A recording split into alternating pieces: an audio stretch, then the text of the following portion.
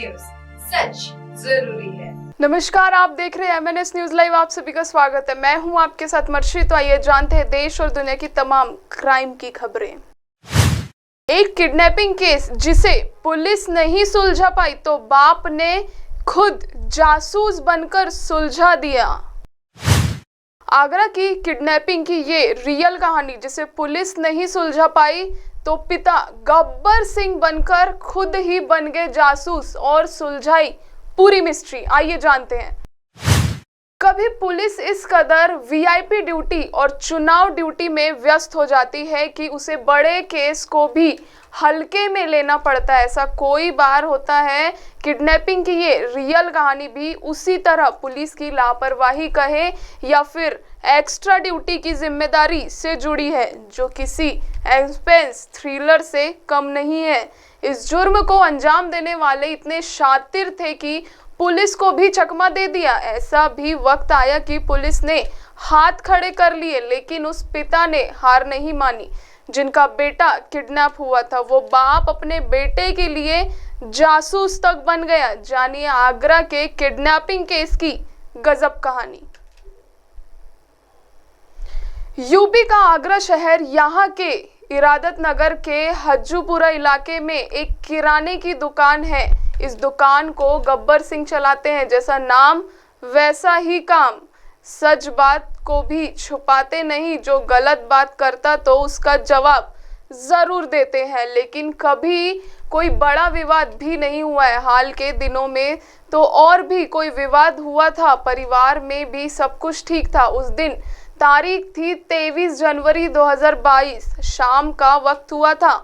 गब्बर सिंह का 9 साल का बेटा कुलदीप घर के बाहर खेलने गया था, लेकिन देर शाम तक नहीं लौटा। काफी खोजबीन हुई लेकिन कोई फायदा नहीं हुआ। हर जगह जगह तलाशी हुई, आस पड़ोस और दूर दराज के रिश्तेदार तक, मगर कोई सुराग नहीं मिला। आखिरकार अगले दिन यानी कि 24 जनवरी को इरादत नगर थाने में कुलदीप की गुमशुदगी की एक FIR दर्ज कराई गई। पुलिस ने खोजबीन का दावा तो किया लेकिन मिला कुछ नहीं। ना सुराग ना किडनैपिंग की वजह। पुलिस ने पूछा कि कोई फिरौती की कॉल आई। पिता गब्बर सिंह ने कहा कि नहीं, कोई फिरौती कॉल नहीं आई है। फिर पुलिस ने पूछा कि किसी से कोई दुश्मनी? बोले नहीं, कोई दुश्मनी भी नहीं। ऐसा कोई विवाद भी नहीं कि कोई बच्चे को अगवा कर ले जाए। पुलिस ने जाना कि कहीं बच्चे से किसी का लड़ाई झगड़ा तो नहीं हुआ,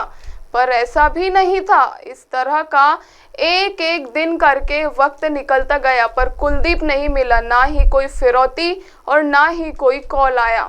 ऐसे में सवाल ये था कि कुलदीप को किडनैप किसने किया होगा? कोई दुश्मनी भी नहीं थी। तो ऐसे में पुलिस ने तो यही मान लिया कि किसी बात से नाराज होकर कुलदीप खुद ही चला गया होगा, क्योंकि अपहरण होता तो फिरौती के लिए कॉल जरूर आती। इस तरह एक एक करके कई दिन बीत गए। पुलिस शांत हो गई, पर वो पिता कहाँ चुप रहने वाला था। उनकी बेचैनी तो दिनों दिन बढ़ती जा रही थी। रात की नींद भी उड़ गई थी। जाहिर है एक पिता के लिए उसके बच्चे से ज्यादा जरूरी क्या हो सकता है। उसी दौरान 2022 वाले यूपी के चुनाव भी आ गए। पुलिस उसी से ज्यादा व्यस्त हो गई। इधर गब्बर सिंह और उनके आसपास के लोग उनका पूरा साथ दे रहे थे। इस इलाके के लोगों ने नाराजगी जताते हुए चुनाव बहिष्कार का भी ऐलान कर दिया। पुलिस और दूसरे अफसरों ने काफी समझाया, बच्चे की खोजबीन का भी वादा किया, पर नतीजा वही रहा, कुछ नहीं मिला। पुलिस की जांच में पता चला कि मुकेश नामक आरोपी पहले गब्बर सिंह के मकान में किराएदार था। बात करीब 2 साल पहले की है। उस समय मुकेश की बहन की शादी तय हुई थी। कहा जाता है कि जहां शादी तय हुई थी वहां के लोगों को गब्बर सिंह ने कई ऐसी बातें बताई थी जिससे वो रिश्ता टूट गया था। इसी बात से मुकेश नाराज था। कुछ समय बाद मुकेश की बहन ने शादी टूटने से आत्महत्या कर ली थी। इसी बात को लेकर मुकेश मन में ही गब्बर सिंह अपना दुश्मन मानने लगा था। वो सबसे बड़ा सबक सिखाना चाहता था, लेकिन समय का इंतजार कर रहा था। मकान छोड़कर दूसरे मकान में शिफ्ट हो गया, लेकिन कभी इस बात की भनक भी नहीं लगने दी थी कि वो गब्बर सिंह को दुश्मन मानता है। वहीं दूसरा आरोपी कन्हैया भी गब्बर सिंह से दुश्मनी थी। कुछ साल पहले गांव में चोरी करते हुए वो पकड़ा गया था। उसके पकड़े जाने पर गब्बर सिंह ने लोगों से कन्हैया की जूतों से पिटाई करी थी। तब से वो दुश्मन मानता था, पर अकेला सब कुछ नहीं कर पाता था। लेकिन बातों ही बातों में जब उसकी बात मुकेश से हुई तो दोनों ने मिलकर गब्बर सिंह से बदला लेने की ठान लिया। फिर इन लोगों ने आशु को भी अपने साथ मिला लिया, जिसका गब्बर सिंह से कोई लेना देना नहीं था।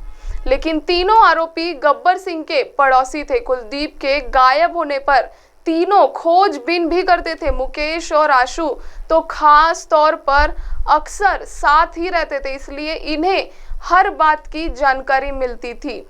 लेकिन लेटर कैसे घर में पहुंचाया गया तो पता चला कि गब्बर सिंह के घर के पास में ही कन्हैया लाल का मकान है।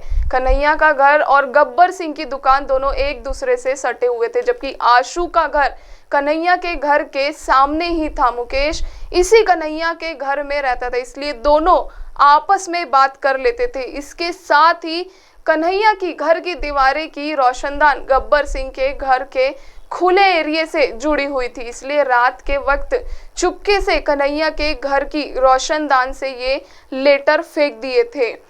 इसीलिए पुलिस और गब्बर सिंह के परिवार के लोग घर के बाहर चौकीदारी करते रह जाते थे और लेटर आसानी से फेंक दिया जाता था। इस तरह संदिग्ध भी नहीं मिलता था। इन तीनों आरोपियों ने ये भी बताया कि जब गांव में गब्बर सिंह ने पहला लेटर मिलने के बाद कहा था कि कैसे मान ले कि फिरौती असली किडनैपर मांग रहे हैं, इसीलिए हत्या के बाद जहां कुलदीप के शव को गाड़ा गया वहां की मिट्टी खोदकर उसकी टोपी निकाल लाए थे।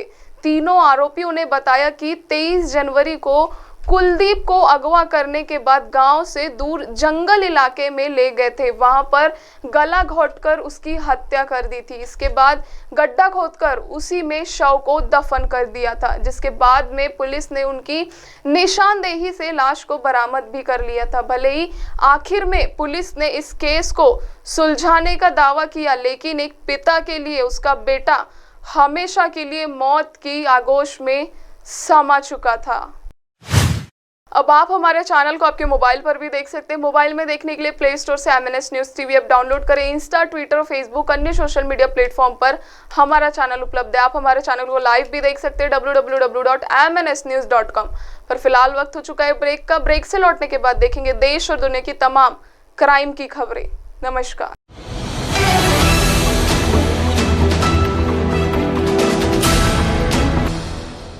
ये है MNS न्यूज़ नेटवर्क और आप देख रहे हैं MNS न्यूज़।